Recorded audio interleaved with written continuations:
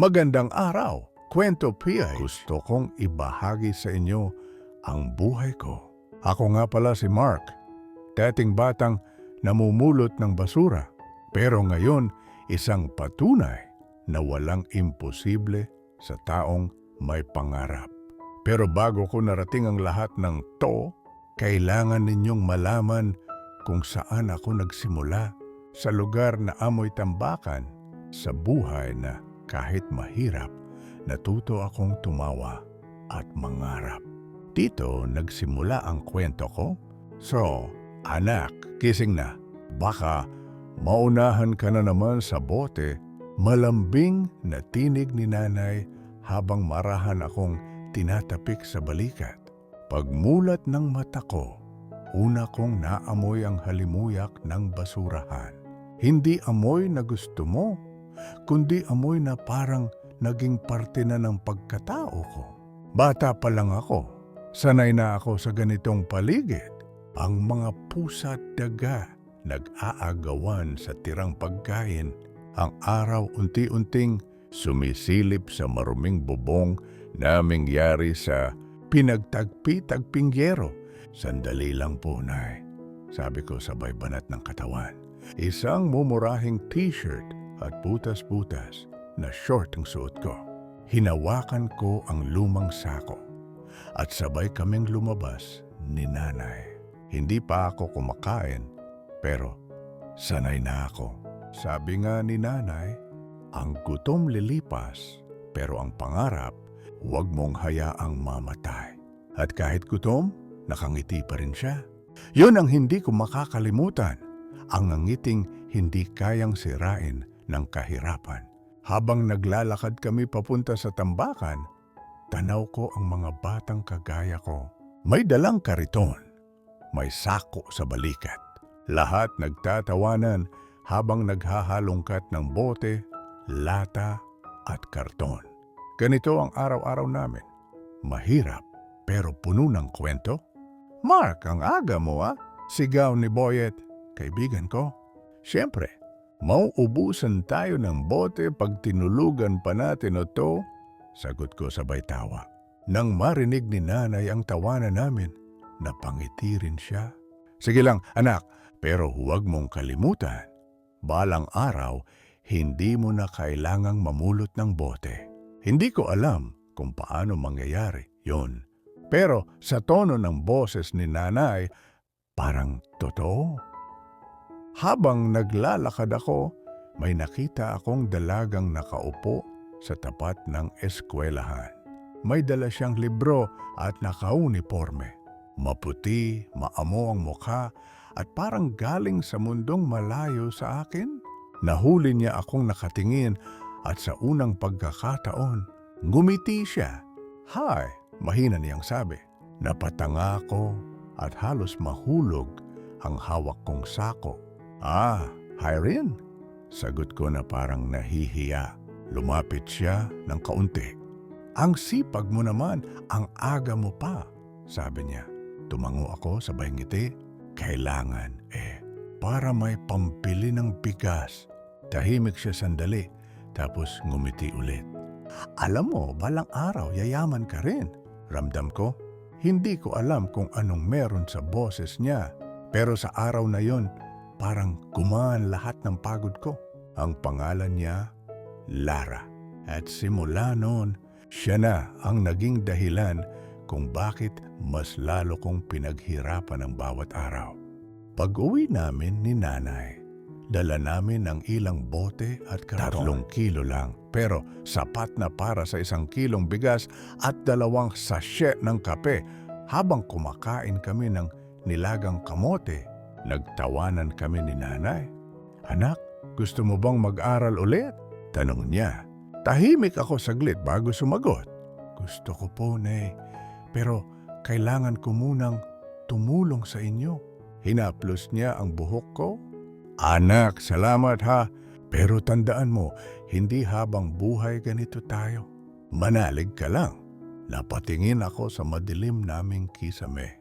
Isang butas lang sa bubong. Pero doon, pumapasok ang liwanag ng araw. Sabi ko sa sarili ko, Balang araw, ako rin magiging liwanag. Kinabukasan, maaga ulit ako nagising. Habang nag-aayos ng sako, narinig ko sa radyo ng kapitbahay, ang swerte mo kung ipinanganak kang mayaman. Pero mas matindi ang swerte kung marunong kang magsumikap. Nakangiti ako habang naglalakad. Hindi ko alam kung kailan mangyayari yung pangarap kong makaalis sa tambakan. Pero alam ko, may araw ding darating yon. At doon, nagsimula ang tunay kong laban sa buhay. Isang batang basurero na may pangarap na mas malaki pa sa tambakan ng mundo. So, Mark, gising na, may ulan! Sigaw ni nanay. Pagmulat ko, tumutulo na naman ang bubong namin. Yung ibang bahagi ng bahay namin, parang ilog na. Pero imbes na mainis, nagtawanan pa kami. Nakunay, baka kailangan na nating magtanim ng tilapia rito. Biro ko. Tawa siya ng tawa. Sabay sabing, "Oh sige, ikaw na lang mag-alaga ha?" Sa kabila ng lahat, may saya pa rin. Yun ang turo ni nanay. Tumawa kahit mahirap. Kinahapunan, sumama ako kay Boyet para mamulot ulit ng bote. Habang naglalakad kami, biglang dumaan si Lara. Ngumiti ulit siya sa akin at kumaway. Hindi ko maiwasang mapangiti rin. Pero narinig ko si Boyet, "Uy, si Crush, oh." Siniko ko siya. "Tumahimik ka na nga." Sabay kaming nagtawanan. Hindi ko alam kung anong meron sa kanya. Pero sa tuwing nakikita ko siya, parang may dahilan akong magsipag. Pag-uwi ko, nakita kong tulog si nanay sa bangko, pagod na pagod. Nilapitan ko siya at mahina akong sabi, "Balang araw, Nay, hindi mo na kailangang mapagod. Pangako yan." Sa mga gabing gutom kami, nagtatawanan lang kami. Ginagawa naming laro ang hirap. "Mama, sino unang makarinig ng kumakalam na tiyan, talo?" Sabay kaming tawa ng tawa kahit halos wala nang makain.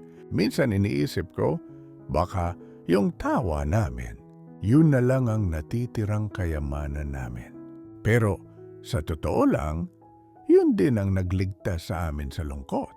At sa ilalim ng bituin, hawak ko ang sako ko at marahan kong bulong, "Panginoon, kung naririnig mo ako, bigyan mo lang ako ng pagkakataon."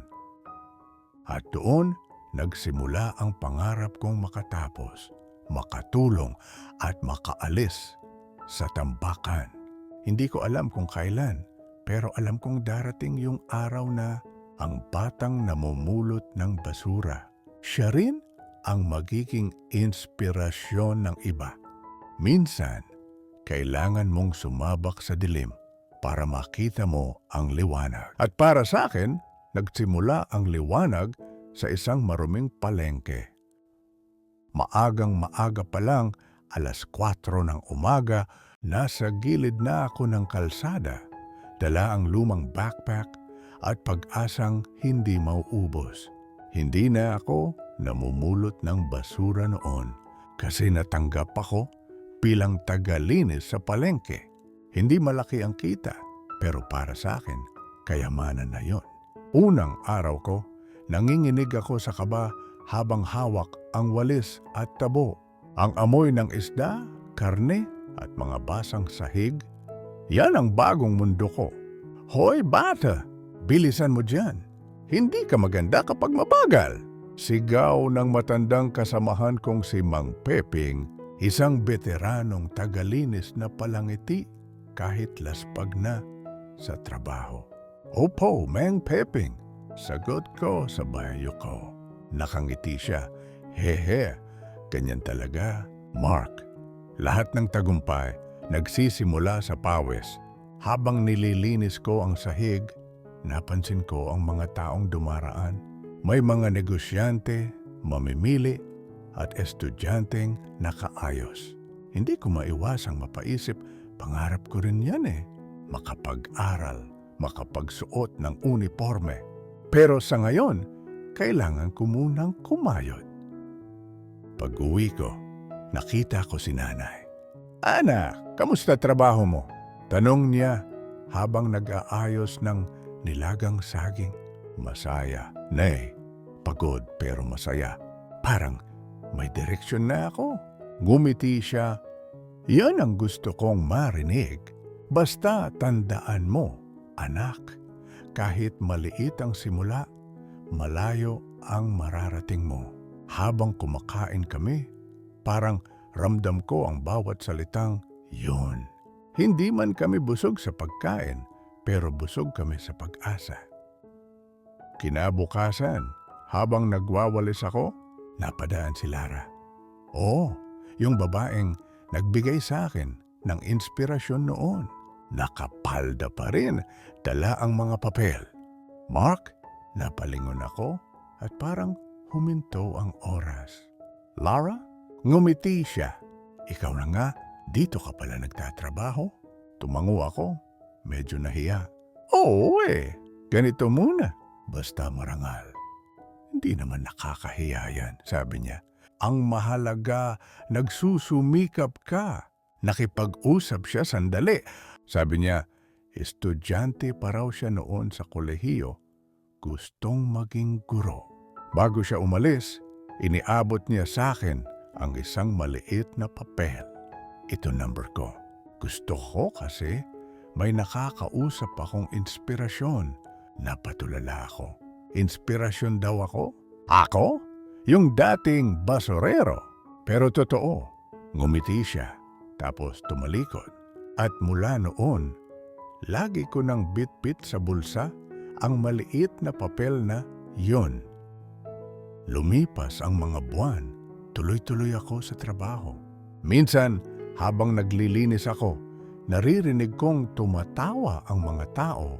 Sayang ka, bata ka pa, janitor ka na. Hindi ko sila sinagot dahil sabi ni nanay, hindi mo kailangang patunayan ang sarili mo sa mga hindi naniniwala sa'yo. Ipakita mo na lang sa gawa. Isang gabi, pauwi na ako galing trabaho. Pagdating ko sa bahay, nakita kong may nakapatayong tao sa labas. Si Lara, may dalang tinapay at 2 tasa ng kape. 9:00 na ng gabi sabi ko. Ngumiti siya. Sabi mo dati gusto mong matutong magbasa ng English, di ba? Tumango ako. Kaya ko dinala to. Turuan kita. Kapalit, ako naman tuturuan mo magtipid. Tawanan kami. At sa gabing yon, doon nagsimula ang kakaibang koneksyon namin. Hindi man kami magka-level sa buhay, pero magkapantay kami sa pangarap. Lumipas pa ang mga linggo, mas lumalim ang pagkakaibigan namin. Tinuturuan niya akong magbasa, magsulat ng tama, at magtiwala sa sarili. Minsan, nauuwi kami sa tawanan. Minsan sa tahimik na kwentuhan tungkol sa mga pangarap. Lara, sabi ko minsan, sa tingin mo ba may araw bang darating na ako naman ang tutulungan ng mga tao? Ngumiti siya. Oo naman, Mark. Baka nga mas marami pa ang matutulungan mo kaysa sa inaakala mo. Hindi ko alam kung bakit, pero sa mga salitang yon, parang nagliyab ang puso ko. Dumating ang araw na kailangan kong pumili. Mananatili ba akong janitor habang buhay? O susubukan kong mangarap ng mas mataas? Isang umaga, kinausap ako ni Mang Peping. Mark, may kakilala akong naghahanap ng helper sa bodega. Mas malaki ang kita. Pero mahirap yon. Mabibigat ang bubuhatin mo. Hindi ako nagdalawang isip. Tatanggapin ko po. At sa araw na yon, habang pawisan akong nagbubuhat ng mga sako, ramdam kong unti-unti nang natutupad ang pangako ko kay nanay. Ang pangako kong aangat kami kahit pa konti-konti. Gabi na ako nakauwi. Pagdating sa bahay, sinalubong ako ni nanay, dala ang maliit na kandila. Bakit may kandila, Nay? Tanong ko. Wala tayong kuryente, pero okay lang. May liwanag pa rin. Umupo kami sa labas habang pinagmamasda ng mga bituin. Tahimik pero payapa. Anak, sabi niya, ang bawat liwanag ng bituin galing yan sa dilim. Kaya kung nasa dilim ka man ngayon, tandaan mong may liwanag sa dulo niyan. At doon ko naintindihan, hindi ko kailangang maging mayaman agad. Kailangan ko lang magpatuloy. Bago ako natulog, sinulat ko sa lumang papel. Balang araw, hindi ko na kailangan mangarap ng liwanag dahil ako mismo ang magiging liwanag.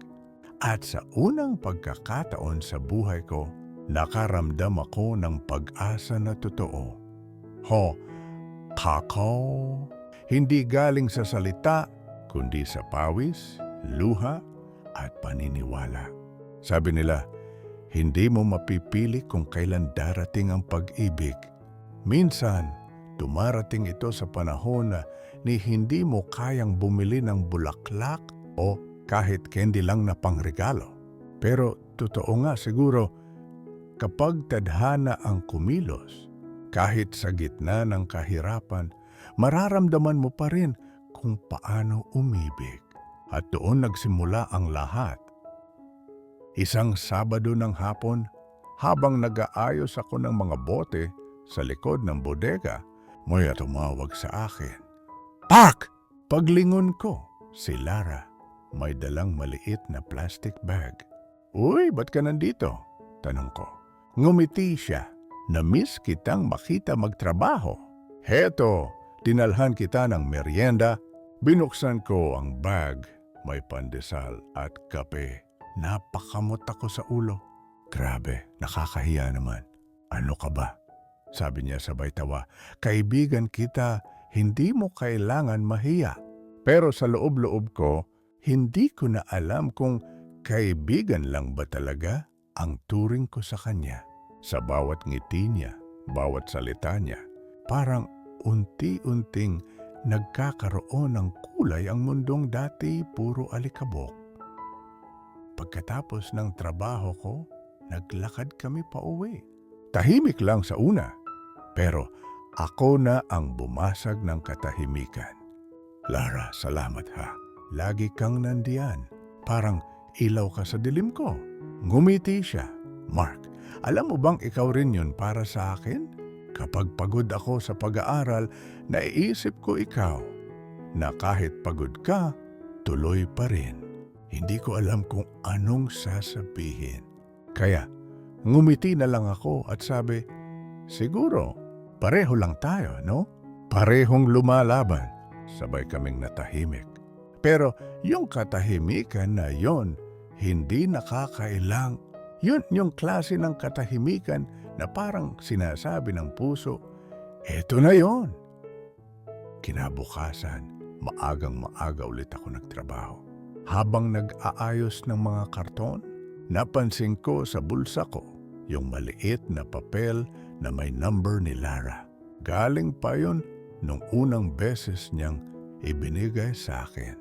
Kinuha ko ang lumang cellphone ni nanay at tinext ko siya.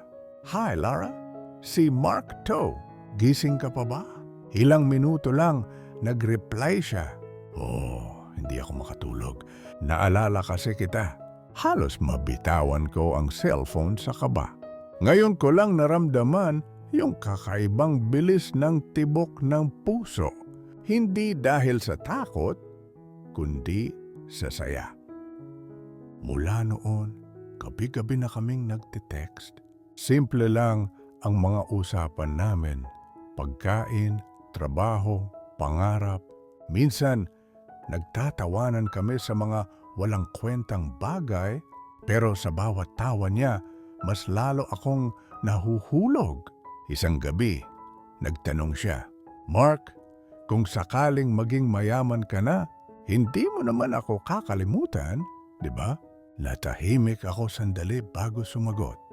Hindi kita makakalimutan kahit mawala lahat ng yaman ko. Kasi bago pa ako mangarap, ikaw na yung dahilan kung bakit ako natutong maniwala. Tahimik siya. Pagkatapos ng ilang segundo, nag-reply lang siya ng, Mark, sana totoo yan. At totoo nga, kasi simula noon, hindi na siya nawala sa isip ko. Dumating ang araw ng linggo.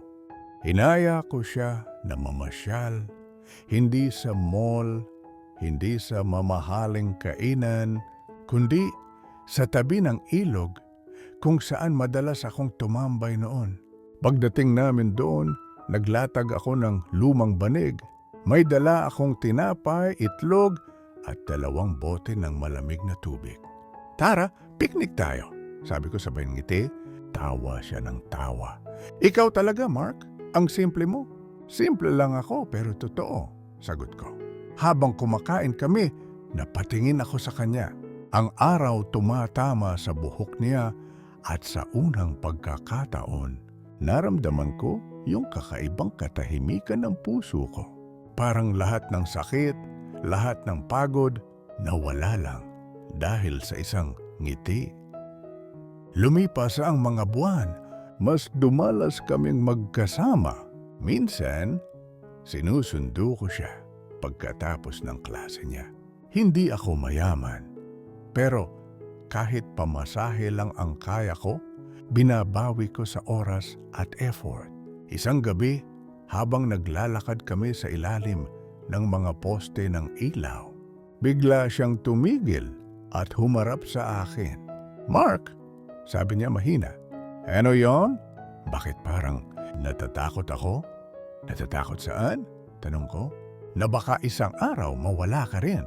Hinawakan ko ang kamay niya at sa unang pagkakataon, naglakas loob akong sabihin, hindi ako mawawala, Lara. Kahit saan ako makarating, isa lang ang sigurado. Ikaw ang gusto kong kasama sa pag-angat. Tumingin siya sa akin at may luha sa mata. Ngumiti ako at marahan kong pinalis ang luha niya. Ang luha para yan sa lungkot. Pero ngayon, para sa pag-asa na lang dapat. At doon, sa ilalim ng ilaw ng poste, nangyari ang unang halik ko. Hindi tulad sa pelikula, hindi perpekto, pero puno ng katapatan at pangako. Pag-uwi ko, nadatnan ko si nanay gising pa. Ngumiti siya, mukhang masaya ka Napakamot ako. Nay, may gusto po akong ligawan. Tawa siya ng tawa. Sige lang anak. Basta kung sino man yan, siguraduhin mong tutulungan kanyang mangarap, hindi hadlangan. Ngumiti ako. Nay, tama ka. Yun nga siya. Lumipas pa ang panahon, lalo kong pinagsikapan ng trabaho ko. Hindi ko man kayang bigyan si Lara ng magarang regalo. Pero binigyan ko siya ng pangako. Balang araw, ako ang magiging dahilan ng ngiti mo. Hindi dahil mayaman ako, kundi dahil natupad ko yung pangarap na sabay nating binuo. At mula nun, mas tumibay kami. Sa gitna ng kahirapan, natutunan naming tumawa, mangarap, at magmahal. Hindi perpekto, pero totoo. At sa mundong puno ng pagsubok, minsan, yun lang naman ang kailangan mo. Isang taong maniniwala sa'yo kahit wala ka pang nararating. Sabi nila, bago ka makarating sa liwanag, dadaan ka muna sa pinakamadilim na parte ng daan. At minsan, yung daang yon, hindi lang madilim. Mabato, maputik, at may unos na halos sumira sa lahat ng pinaghirapan mo. Ganito ang naramdaman ko nang dumating ang pinakamabigat na pagsubok sa buhay ko. Pagkatapos ng ilang buwan ng pagtitiyaga, masaya akong nagkakaipon na kahit papaano, nakabili na ako ng second-hand na cellphone at natulungan ko si nanay sa gamot niya sa rayuma. Si Lara, patuloy sa pag-aaral. Minsan, sabay pa rin kaming kumakain ng pandesal sa ilalim ng poste. Tulad ng dati. Pero isang gabi, habang pauwi ako, may nakaupo sa labas ng bahay namin. Si Aling Tess, kapitbahay namin. Nakangiti siya pero may lungkot sa mata. Mark, sabi niya mahina, Si nanay mo biglang inatake. Parang biglang tumigil ang mundo ko. Tumakbo ako papasok ng bahay at doon ko nakita si nanay. Nakahiga, nanginginig, namumutla. "Nanay! Nay!" Sigaw ko habang niyayakap siya. "Mark, anak," mahina niyang wika, "huwag kang mag-alala. Lilipas to." Pero hindi na ako nakinig. Humingi ako ng tulong. Pinasakay namin si nanay sa tricycle at dinala sa pinakamalapit na ospital. Pagdating doon, halos mawalan ako ng lakas nang marinig ko ang sabi ng doktor. "Stroke po, pero maaga ninyong nadala. Kailangan niya ng patuloy na gamutan." Parang tinamaan ako ng kidlat. Stroke? Gamutan? Paano ko yun kakayanin kung halos wala nga akong ipon? Kinabukasan, hindi ako pumasok sa trabaho. Umupo lang ako sa labas ng ospital, nakayuko, nakatingin sa lupa. Hawak-hawak ko ang reseta at bill, halos 2,000 ang kailangang bayaran. Tinext ko si Lara. "Lara, may problema kami ni nanay." Makalipas ang ilang minuto, dumating siya, hingal at pawis. "Mark, anong nangyari?" Niyakap ko siya ng mahigpit at doon ako tuluyang napaiyak. "Wala na akong pera, Lara. Hindi ko alam kung paano ko siya mapapagamot." "Shh!"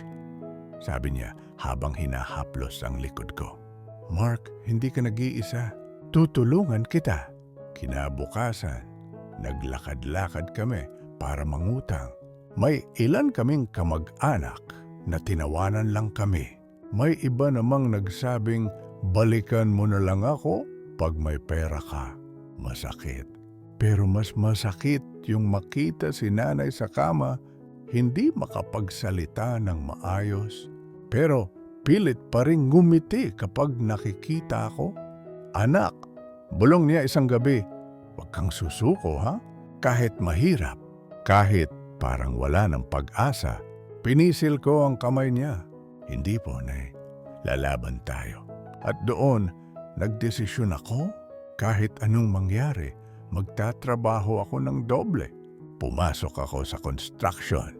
Sa umaga, nagbubuhat ng semento. Sa gabi, nangangalakal pa rin ang bote. Halos wala na akong tulog. Minsan, nakatulog ako sa tabi ng daan. May hawak pang sako ng basura. Pero kapag naisip ko si nanay at si Lara na laging nagpapadala ng mensaheng, "Kaya mo yan, Mark. Nandito lang ako." Nagiging lakas ko yon. Isang gabi, habang pagod na pagod ako, tumawag si Lara. "Mark, kailangan nating mag-usap." Kumalabog ang dibdib ko. "Bakit? May problema ba?" Tahimik siya sandali. Bago sumagot, "Mark, alas kami. Ililipat ako ng magulang ko sa Maynila. Doon ako mag-aaral. Para akong binuhusan ng malamig na tubig." "Ha? Pero paano tayo?" Hindi ko rin alam. Pero alam kong hindi ko kayang ipilit yung hindi ko kontrolado. Tahimik. Walang salitang lumabas sa bibig ko hanggang sa marinig ko siyang humikpi. "Mark, hindi ko gustong iwan ka. Pero sana maintindihan mo." Sa gitna ng pagod, sakit at luha, ang tanging nasabi ko lang ay, "Lara, kahit malayo ka, ikaw pa rin ang inspirasyon ko. Kahit hindi na tayo magkasama, hindi mawawala yung pagmamahal ko." At sa gabi ring yon, sa ilalim ng ulan, umupo ako sa tapat ng ospital. Basang-basa, nanginginig, pero hindi umiiyak dahil sa ulan. Umiiyak dahil sa katotohanan na minsan, kahit anong pilit mong hawakan, may mga bagay talagang kailangang pakawalan. Lumipas ang mga linggo. Unti-unti kong nakikitang pumuputi si nanay. Nakakalakad-lakad na siya. Pero ako, mas naging tahimik. Minsan, habang kumakain kami ng lugaw, sabi ni nanay, "Anak, Wala akong kayamanan na maibibigay sa'yo. Pero ang meron ako, paniniwala na balang araw, makikita kitang matagumpay. Ngumiti ako kahit may luha sa mata. Balang araw, bibigyan ko kayo ng bahay. Hindi na tayo titira sa barong-barong. Hindi na tayo kakain ng lugaw lang. Pagkatapos ng ilang buwan, tinanggap ako sa isang maliit na pabrika bilang helper. Mabigat ang trabaho pero mas mataas ang kita. At doon ko unang naramdaman ang unti-unting pag-angat. Minsan, habang pauwi ako, tumingin ako sa langit at bulong ko, Lara, kung nasaan ka man, salamat. Kasi dahil sa'yo, natutunan kong mahalin ang laban kahit wala ka na sa tabi ko. At doon, sa ilalim ng buwan, ngumiti ako. Hindi dahil masaya ako, kundi dahil natutunan kong tanggapin na ang bawat bagyo may dulo rin. Sabi nila, pagkatapos ng ulan, laging may bahaghari. Pero minsan, bago mo makita ang bahaghari, kailangan mo munang maranasan kung gaano kabigat ang unos. Lumipas ang halos 1 taon mula nang umalis si Lara at ma-stroke si nanay. Sa panahong yon, natutunan kong maging matatag na kahit mahirap, tuloy lang sa laban. Araw-araw akong pumapasok sa pabrika, maaga akong gumigising, 5:00 pa lang. Pit-pit ang baon kong tinapay at kape sa lumang thermos. Naging kaibigan ko na ang pagod at naging parte na ng buhay ko ang pawis. Pero isang araw, dumating ang pagkakataon na magbabago ng lahat. Mark, halika nga rito, sabi ng supervisor ko. Lumapit ako, kabado. Akala ko, napagalitan na naman ako. Alam mo ba yung bagong proyekto ng pabrika, yung kailangan ng team leader? Tumango ako. Isinama ka sa listahan. Nirekomenda ka ng mga kasamahan mo. Masipag ka raw, walang reklamo. Parang napako ako sa kinatatayuan ko. Ako? Team leader? Hindi ako makapaniwala. Ngumiti lang ako at sabing, salamat po, sir. Gagalingan ko. At doon nagsimula ang bagong yugto ng buhay ko. Habang lumilipas ang mga buwan, unti-unti akong natutong manguna, magtiwala at magplano. Hindi lang basta ako nagtatrabaho, natutunan kong mag-isip kung paano mapapabuti ang trabaho ng iba. Hanggang isang araw, kinausap ako ng may-ari ng pabrika. Mark, napansin ko ang galing mo sa mga idea. Bakit hindi ka magbukas ng maliit na business? Tutulungan kitang mag-apply ng microloan. Napatigil ako. Business po? Ngumiti siya. Oo, maraming nagsisimula sa wala. Pero ikaw, may disiplina ka na, may puso ka pa. Pag-uwi ko, agad kong sinabi kay nanay, Nay, tutulungan daw ako mag-loan. Gusto kong magtinda ng mga gamit sa bahay, tulad ng sabon, shampoo at pagkain. Ngumiti si nanay at baka sa mata niya ang tuwa. Anak, yan ang sinasabi ko sa iyo noon. Yung sipag mo, huwag mong sayangin. Kinabukasan, nagsimula ako ng maliit na tindahan sa labas ng bahay. Hindi malaki, pero sapat para magsimula. Ako mismo ang nag-aasikaso ng paninda mula sa paglalako, pag-aayos ng resibo, hanggang sa paglalabas ng stock. At sa bawat araw na lumilipas, unti-unti kong nakikita ang bunga ng pinaghirapan ko. Isang gabi, habang nagbibilang ako ng kita, may tumigil na tricycle sa harap ng bahay. Lumabas ang isang babae, may mahabang buhok at pamilyar na ngiti. Mark? Parang biglang huminto ang oras. Si Lara. Hindi ko alam kung anong mararamdaman ko. Kaba, saya, o luha. Ngumiti siya. ang daming nagbago sa iyo ah. Ikaw na pala si Sir Mark ng tindahan. Napatawa ako. Ikaw din, mas gumanda ka pa. Naupo kami sa harap ng bahay. Tahimik sa una hanggang siya na ang nagsalita. Mark, hindi ko alam kung may karapatan pa akong bumalik sa buhay mo. Pero gusto kong magpasalamat. Dahil kahit wala ako, tinupad mo lahat ng sinabi mo noon. Napatingin ako sa kanya. Lara, wala kang kailangang ipaliwanag. Kung hindi dahil sa'yo, baka hindi ko natutunang mangarap ng ganito. Ngumiti siya at sa unang pagkakataon matapos ang mahabang panahon, magkasama ulit kami. Hindi bilang dalawang taong sugatan, kundi bilang dalawang taong pinagtibay ng panahon. Lumipas ang mga araw, naging madalas ulit ang pagbisita ni Lara. Minsan, tinutulungan niya ako sa tindahan. Minsan, sabay kaming kumakain ni nanay ng hapunan. Mark, sabi ni nanay minsan, mabuti at bumalik si Lara.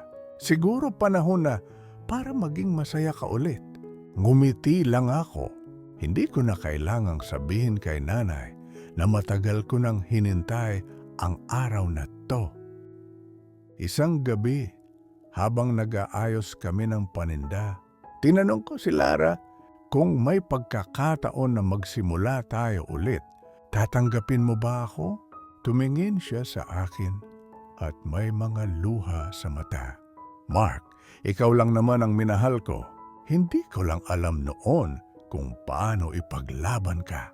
Lumapit ako at hinawakan ang kamay niya. Ngayon, wala nang hahadlang.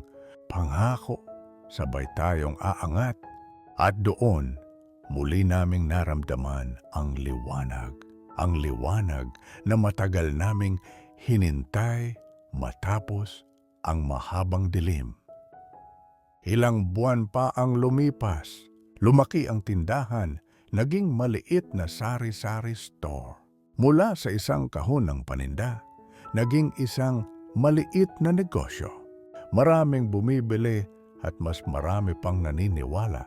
At sa bawat pagdaraan ng araw, habang nakikita kong mas masigla na si nanay at mas masaya si Lara, napaisip ako, minsan pala ang liwanag hindi mo kailangang hanapin. Dumarating yon kapag natutunan mong bumangon sa sarili mong dilim. Sabi nila, madali lang umangat, pero mahirap manatiling totoo sa sarili kapag narating mo na ang taas. At totoo pala yon, kasi minsan, habang tumataas ka, unti-unti mo ring nakakalimutan kung sino ka noong nagsisimula ka pa lang. Lumipas ang halos 2 taon mula nang bumalik si Lara. Ang dating maliit na tindahan, ngayon ay isa ng mini grocery sa baryo. May mga tauhan na ako at halos buong araw akong abala sa pag-aasikaso ng orders. Dumarami na rin ang bumibili at pati mga taga-ibang barangay sa amin na pumupunta. Maraming nagsasabi, si Mark talaga ang galing. Dati namumulot lang yan ng basura. Nginitian ko lang sila. Pero sa loob-loob ko, totoo. Minsan, hindi ko rin akalain na aabot ako dito. Isang araw, dumating sa tindahan ang isang lalaking may kotse. Sir Mark? Sabi niya. Opo, ako po yun. Galing po ako sa supplier ng grocery chain sa bayan. Nakita po namin yung mga produkto nyo at gusto naming i-distribute sa mas malaking merkado. Para akong binuhusan ng champagne sa saya. Talaga po? Ibig sabihin, mapupunta sa mga malaking tindahan yung produkto namin? Tumango siya. Oo, pero kailangan ng puhunan at dapat mabilis ang supply. Pag-alis niya, halos mapatalon ako sa tuwa. Agad kong sinabi kay Lara, Lara, ito na yon. Yung pagkakataong matagal kong hinihintay. Ngumiti siya. Proud ako sa iyo, Mark. Pero tandaan mo, huwag mong kalimutan kung saan ka nanggaling. Ngumiti ako. Hindi ko makakalimutan yon. Pero hindi ko alam, yun na pala ang simula ng bagong pagsubok sa buhay ko. Sa pagnanais kong lumaki agad ang negosyo, nangutang ako ng malaking halaga para sa expansion. Nagsimula akong pumasok sa mga bagong supplier at halos gabi-gabi na akong nasa bayan, kausap ang mga negosyanteng ngayon ay tinatawag na akong Sir. Unti-unti, nag-iba ang mundo ko. Dati, simpleng kape lang ang tinitimpla ko. Ngayon, imported na. Dati, tsinelas lang ang suot ko. Ngayon, may sapatos na may tatak. At sa bawat papuri ng tao, mas lumalakas ang boses sa loob ko na nagsasabing, dapat mas higit pa rito. Dumating sa punto na halos wala na akong oras kay Lara. Madalas na siyang naghihintay sa tindahan, pero ako, laging may meeting o biyahe. Mark, sabi niya minsan habang magkasama kami sa hapag, hindi mo na ako nakakausap gaya dati. Pasensya na, Lara. Alam mo naman, trabaho lang to. Alam ko, pero minsan gusto ko rin naman maramdaman na mahalaga pa rin ako. Hindi ko siya nasagot. Tinapos ko lang ang pagkain ko at umalis. Sa isip ko noon, may oras pa naman ako para diyan.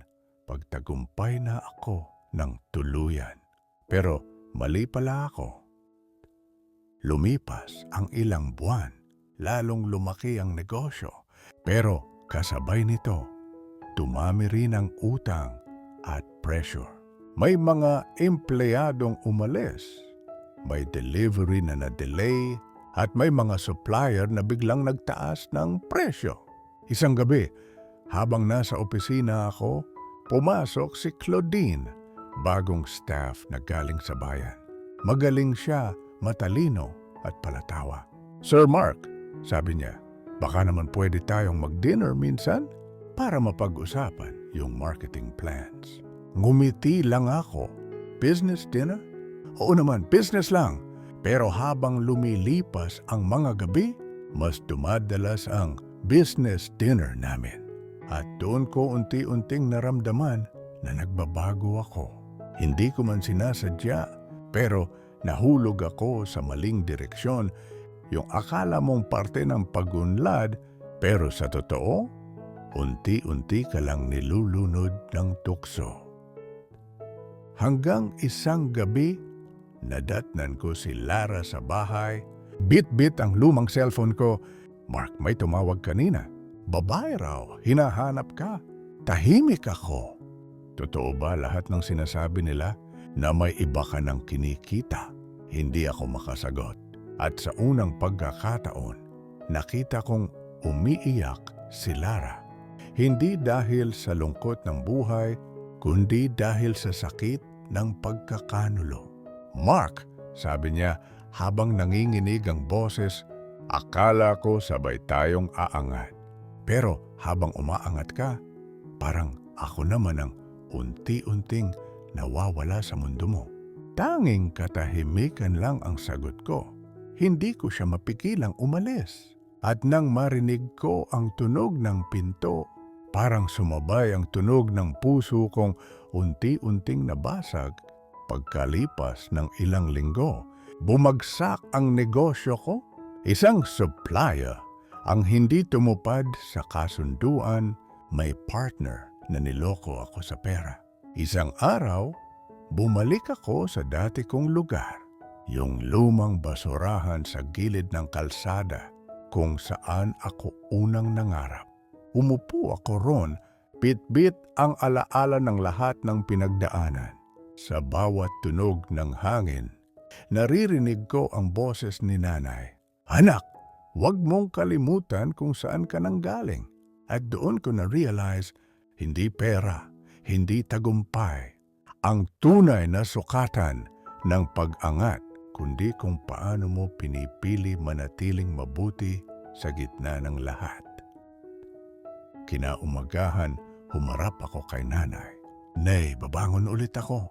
Pero Sa pagkakataong to, hindi para yumaman, kundi para maituwid yung mali kong daan.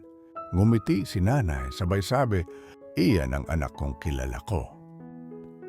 At mula nun, sinimulan kong isa-isahin ang pagbabayad ng utang. Tinanggal ko ang mga taong hindi totoo sa paligid ko at nagbalik sa simpleng pamumuhay. Minsan, sa gabi, tumitingin ako sa langit. Lara, bulong ko, hindi ko alam kung mapapatawad mo pa ako. Pero sana, kahit saan ka man, alam mong hindi ko nakalimutang minahal kita. At sa katahimikan ng gabi, ramdam ko na parang may sagot mula sa hangin, mahina, pero malinaw. Kaya mo yan, Mark. Magbago ka para sa sarili mo. Sabi nila, ang pinakamahirap na laban ay hindi laban sa iba, kundi laban sa sarili. At totoo yon. Dahil minsan, kahit bumagsak ka sa labas, mas masakit kapag bumagsak ka sa loob mo. Pagkatapos ng pagkatalo sa negosyo, bumalik ako sa lumang barangay namin. Sa lumang bahay na halos basag na. Tumingin ako sa paligid. Ang pader, bitak-bitak, ang sahig na may pilas ng kahapon. At doon ko naalala ang lahat ng nagsimula sa maliit. Ang mga basurang pinulot ko, ang unang sako ng paninda, ang maliit na tindahan at ang unang halik kay Lara. Napaiyak ako, hindi dahil sa lungkot lang, kundi dahil napagtanto ko na kahit gaano kabigat ang bagsak, may pagkakataon pa rin para bumangon. Umuwi ako sa bahay ni nanay. Nakita ko siyang nakaupo sa hagdan, nagmamasid sa paligid. Nay, sabi ko habang lumalapit, handa na akong bumangon ulit. Ngumiti siya, anak, alam ko na malakas ka. Pero tandaan mo, ang tunay na lakas ay nasa puso, hindi sa pera. Hinawakan ko ang kamay niya. Salamat po, Nay, hindi ko na uulitin ang mali kong ginawa. Kinabukasan, nagdesisyon akong ayusin muna ang sarili bago ang negosyo. Tinawagan ko ang mga supplier, humingi ng tawad sa mga tao, at sinimulang isa-isahin ang pagbabayad ng utang. Minsan, dumating si Lara sa bahay. Mark, narinig ko ang lahat, sabi niya. Tahimik ako. Mark, handa mo ba akong patawarin? Tanong niya. Napatingin ako sa kanya. Lara, matagal na kitang pinatawad sa puso ko kahit nasaktan ako noon. Ngayon, natutunan ko rin patawarin ang sarili ko. Ngumiti siya. Mark, okay na. Balik na tayo sa dati, pero mas matatag. Sinimulan naming muli ang negosyo, pero iba na ang paraan. Hindi na kami nagmadali, hindi na kami umasa sa mabilisang tubo. Bawat hakbang, pinag-iisipan, bawat desisyon, pinag-aaralan. Si Lara, bukod sa kapartner sa negosyo, ay naging inspirasyon ko ulit.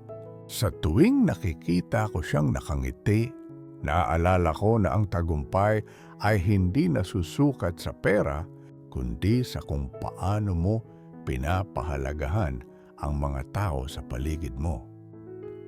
Isang gabi, habang nagbibilang kami ng kita sa tindahan, napatingin ako sa paligid. Ang dati naming lumang bahay, ngayon ay malinis.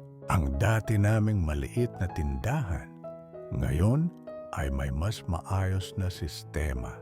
Mark, sabi ni Lara, napakalayo na natin narating. Ngumiti ako. Oo, pero hindi pa tapos.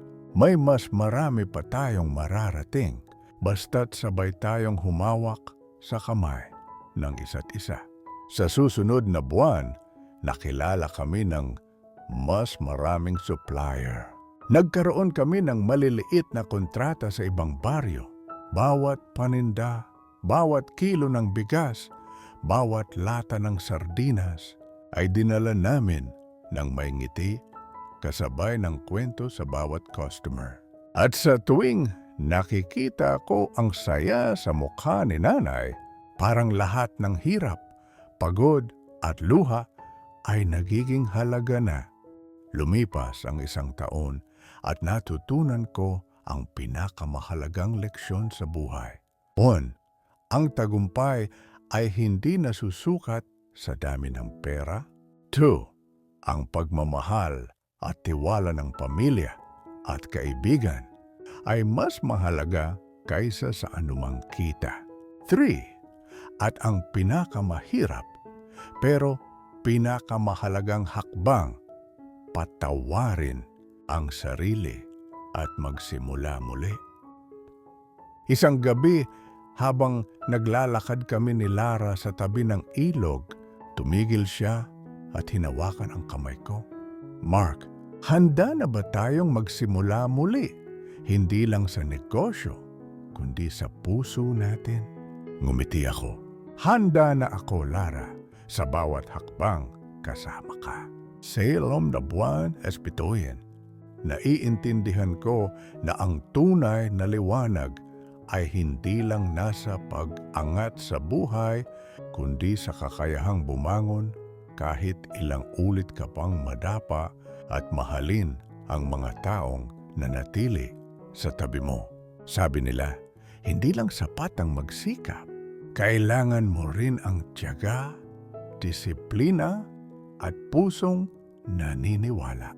At doon ko na-realize na ang tunay na tagumpay ay dumarating hindi dahil sa swerte, kundi dahil sa pagpupursige at tamang puso. Lumipas ang halos 2 taon mula nang muling bumangon si Mark, ang dating maliit na tindahan sa labas ng lumang bahay namin. Ngayon ay isa ng mini grocery chain sa baryo at kalapit na barangay. May mga tauhan na ako, may sistema, at bawat benta ay may tala. Ngunit higit sa lahat, natutunan ko na hindi lang pera ang sukatan ng tagumpay. Sa bawat customer, sa bawat kapitbahay na natutulungan ko, parang dumadami ang puso kong pinapasaya. Isang araw, may dumating na tao sa tindahan. Sir Mark? Opo, ako po yun. Napapansin namin ang ginawa mo sa baryo. Nais naming i-feature ka sa local newspaper bilang halimbawa ng tagumpay. Parang hindi ako makapaniwala. Mula sa batang namumulot ng basura, ngayon ay tampok sa pahayagan. Ngumiti ako at nagpasalamat.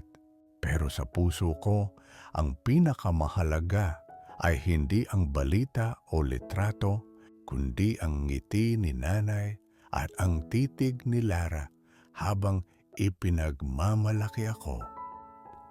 Sa kabilang banda, si Lara ay tuloy-tuloy sa pag-aaral.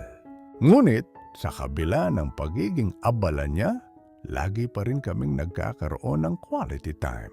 Minsan, habang nag-aayos kami ng paninda, sinabi niya, Mark, ang saya-saya ko na nakita kang ganito kasipag at matagumpay.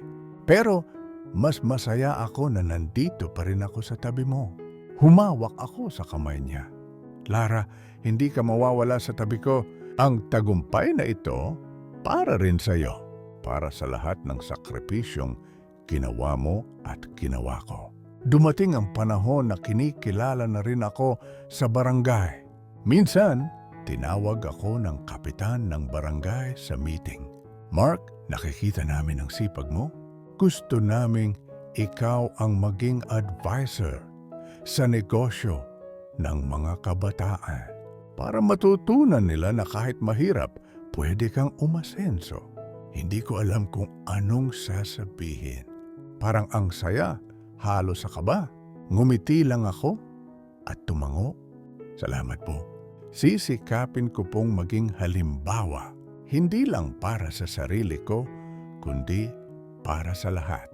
Sa parehong panahon, lumalalim ang pagmamahala namin ni Lara. Hindi na kami nag-uusap lang sa tindahan. Ngayon, naglalakad kami sa ilog, nagtutulungan sa charity events, at nagpaplano ng mga pangarap para sa kinabukasan. Mark, sabi niya minsan habang nakaupo kami sa bangketa, alam mo, sa kabila ng lahat, masaya ako. Masaya ako na natutunan nating magsikap, magtiwala sa isa't isa, at magmahal ng totoo. Ngumiti ako. Oh, Lara. At pangako, sabay tayong aangat, hindi lang sa negosyo, kundi sa buhay. Isang gabi, habang nagbibilang kami ng kita, napatingin ako sa paligid at napaisip, mula sa batang namumulot ng basura, ngayon ay nakatayo na ako bilang halimbawa ng sipag, tiyaga at pagmamahal sa pamilya. Ngunit alam ko rin na ang tagumpay ay may kaakibat na responsibilidad. Hindi lang para sa sarili, kundi para sa lahat ng nakatulong sa'yo. Kaya sa bawat hakbang, sinusubukan kong maging mabuting tao, hindi dahil sa kilala ako, kundi dahil sa nakamit ko ang pinapangarap ng simpleng batang si Mark. Habang nakatingin sa buwan, humawak ako sa kamay ni Lara. Lara, alam mo ba? Sa lahat ng pinagdaanan natin, sa lahat ng unos at bagyo, ito ang pinakamasarap, ang tagumpay. Nakasama ka. Ngumiti siya at sa titig niya, ramdam ko ang lahat ng sakripisyong ginawa namin. Ang pawis, luha at tawa, lahat ay nagbigay daan sa liwanag na ito. Dumating ang linggo, may dumating na grupo ng kabataan sa tindahan. Sir Mark, pwede po ba kaming matuto sa inyo? Gusto naming makaalam kung paano magsimula kahit wala pang pera. Ngumiti ako at tumango. Oh, tutulungan ko kayo dahil ang tagumpay hindi lang para sa iisa. Ang tunay na halaga nito, ibinabahagi mo sa iba. At sa gabing iyon, habang nakatayo sa harap ng tindahan, ramdam ko ang liwanag ng buhay. Hindi lang para sa akin, kundi para sa lahat ng naniniwala sa pangarap. Sabi nila, ang bawat pangarap ay may simula at may wakas. Ang simula ay puno ng hirap at luha. Ang wakas ay puno ng ngiti, pasasalamat at katuparan. At sa wakas, narating ko rin iyon. Mula sa lumang tindahan sa tabi ng bahay, ang negosyo namin ni Lara ay lumago na at naging maliit na grocery chain sa buong barangay. May mga tauhan na kami, may sariling delivery system at bawat produkto ay dumaan sa maingat na proseso. Ngunit higit sa lahat, natutunan ko na ang tunay na tagumpay ay hindi lang sa kita. Ito ay sa kakayahang tumulong sa iba, manatiling totoo at magmahal ng walang kondisyon. Isang umaga, habang nagbibilang kami ng benta, dumating si nanay na nakangiti. Mark, Lara, salamat sa lahat. Dahil sa inyo, nakatayo ulit ang pamilya natin at masaya akong nakikita kayong parehong masaya. Humawak ako sa kamay niya. Nay, ang lahat ng pinaghirapan natin ay para sa'yo. Para sa lahat ng sakripisyo mo noon. Hindi rin nawala si Lara sa tabi ko. Tuwing may bagong proyekto sa negosyo, lagi niya akong kasama sa pagpaplano. Hindi na kami nag-aaway sa maliit na bagay dahil natutunan naming pahalagahan ang isa't isa. Mark, sabi niya minsan habang naglalakad kami sa tabi ng ilog, ang saya-saya ko na nandito ka. Ang tagumpay natin, sabay nating narating. Ngumiti ako at hinalikan siya sa noo. Lara, walang halaga ang tagumpay kung wala ka sa tabi ko. Dumating ang araw na ang negosyo namin ay nakilala na sa bayan. May mga kabataan na nagtatanong kung paano magsimula kahit walang kapital at lagi kong sinasabi sa kanila, ang sekreto ay hindi sa dami ng pera kundi sa sipag, tiyaga at paniniwala sa sarili. At higit sa lahat, huwag kalimutan ang mga taong sumuporta sa iyo mula sa simula. Sa gabi, habang nakaupo sa balkonahe ng bahay namin, tumingin ako sa buwan at pitpit ang mga alaala ng kahapon. Ang mga basurang pinulot ko, ang luha ni nanay, ang unang halik kay Lara, ang pagbagsak at muling pagbangon, at sa bawat alaala na pagtanto ko, ang tagumpay ay hindi tungkol sa pera lang. Ito ay tungkol sa buhay na tinitingala mo at pinapahalagahan mo. Ilang buwan pa ang lumipas. Nagkaroon kami ng expansion sa kalapit na bayan. Ang dati naming simpleng mini grocery, ngayon ay may 3 sangay at may mga empleyadong nagtutulungan. Ngunit ang pinakamasarap ay ang simpleng pamilya namin na buo at masaya. Si nanay, malusog at laging nakangiti. Si Lara, katuwang sa negosyo at puso. Isang gabi, habang naglalakad kami sa ilalim ng buwan, hinalikan ko ang kamay ni Lara. Lara, natupad na natin ang lahat. Pero higit sa lahat, natutunan natin na ang tagumpay ay masarap kapag sabay nating narating. Ngumiti siya at sa titig niya, ramdam ko ang lahat ng hirap, pagod at luha. Nagbigay daan sa katuparan ng pangarap. Sa huling pahina ng kwento ko, naiintindihan ko na mula sa hirap may pag-asa, mula sa pagkakamali may aral, at mula sa puso may pagmamahal na hindi nasusukat sa material. Ako si Mark, dating batang namumulot ng basura. Ngayon, ako ay negosyante, anak na nagpasaya sa kanyang ina at kasintahan ni Lara na pinanghahawakan ang pangarap na sabay naming tinahak. At sa bawat araw na dumarating, alam kong kahit ano pa ang bagyo, kahit gaano pa kabigat ang buhay, kayang-kaya naming harapin dahil natutunan naming tumayo, magmahal at mangarap magkasama. At iyan ang kwento ng buhay ni Mark mula sa batang namumulot ng basura hanggang sa matagumpay na negosyante, anak at kasintahan ni Lara. Isang kwento ng sipag, tiyaga at pagmamahal.